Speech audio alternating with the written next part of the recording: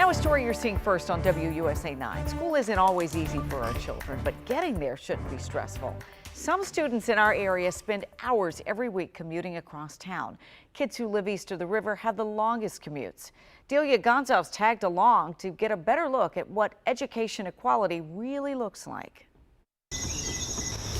The day starts around 6 a.m. for 13-year-old Julie Behrens. Around 7, she and Dad leave home in the Hillcrest section of Ward 7 and drive to Union Station. My wife and I are both from D.C., and we were kind of thrown on the metro at a young age as well. We look at it as a learning experience.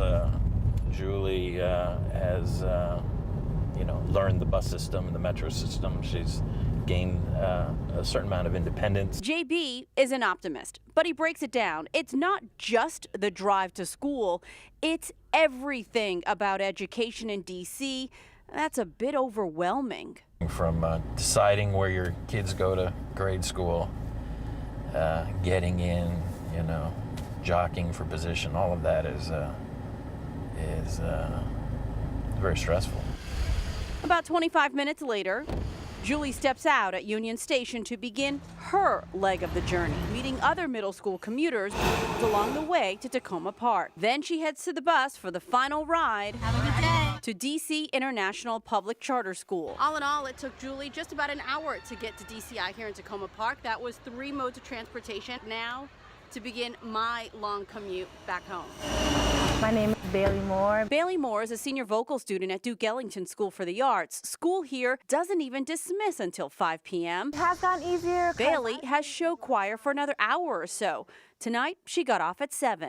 I'm really tired. Sometimes I go to bed so late that I'm like in class trying not to fall asleep. She's a confident commuter, but says there have been close calls. I went to Eastern Market and it was late, and I was just waiting for my brother to come, and then I just saw a guy.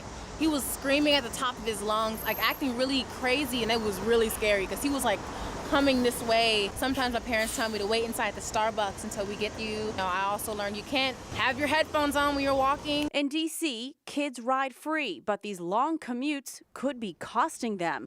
It's already getting dark.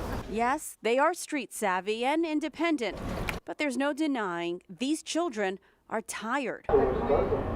Let's get back to our middle schooler, Julie. Is there traffic on the bridge? She gets home and immediately crashes on the couch while Mom gets dinner ready. It's about 5:30 now. Her dad and I both had to commute to school when we were younger, and It's just following how it in is. our footsteps, just how it is, which is kind of sad because 35 or so years later, it's still how it is.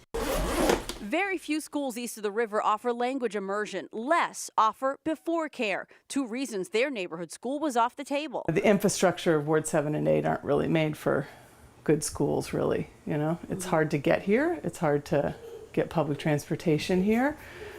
There's no place for teachers to buy groceries and have lunch.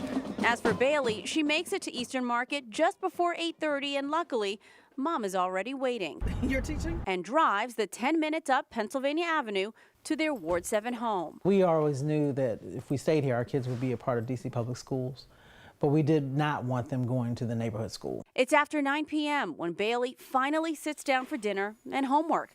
It'll be another hour or so until bedtime, and then Bailey, Julie, and more than 3,100 other kids from Ward 7 do it all over again tomorrow. And what does that say about equity in education? I think it still says that this part of the city is still ignored in some ways. In Southeast, Delia Gonzalez, WUSA 9.